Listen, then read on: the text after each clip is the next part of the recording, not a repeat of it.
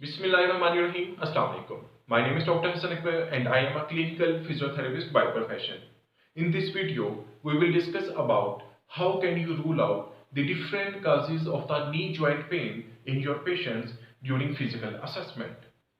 अगर आपने मेरे चैनल को अभी तक लाइक एंड सब्सक्राइब नहीं किया तो kindly like and subscribe my YouTube channel. Before coming to our main topic, that how can you rule out the different causes of the knee joint pain in your patients, we will define two important terms. Number one is tenderness. Tenderness is a sensation of discomfort that can be felt when an affected area is touched. We must not confuse tenderness with the pain, because pain is a sensation that a patient can perceive even without touching. Or we can say pain is a patient's perception. On the other hand, tenderness is a sign that a clinician elicits.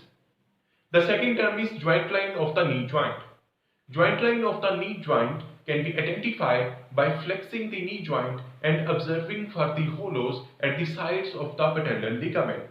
These hollows lie over the joint line of the knee joint. Or we can say the joint line of the knee joint extends from the medial border of the patellar ligament to the posterior aspect of the knee.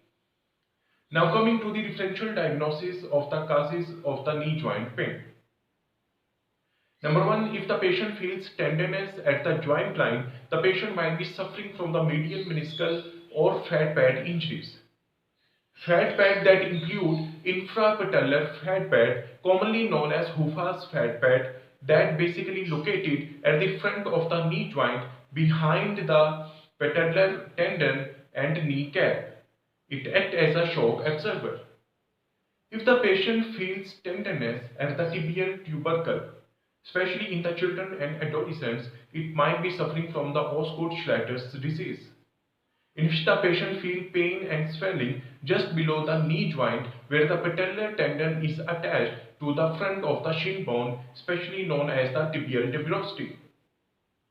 If the patient feels pain or tenderness in the popliteal fossa, that patient might be suffering from the Baker's cyst. In Baker's cyst, there are fluid-filled lumps or sacs that causes pain and swelling in the popliteal fossa. It is associated with the arthritis or knee injuries. If the swelling in the popliteal fossa bursts, the synovial fluid can leak into the calf muscles and it can cause further pain and swelling.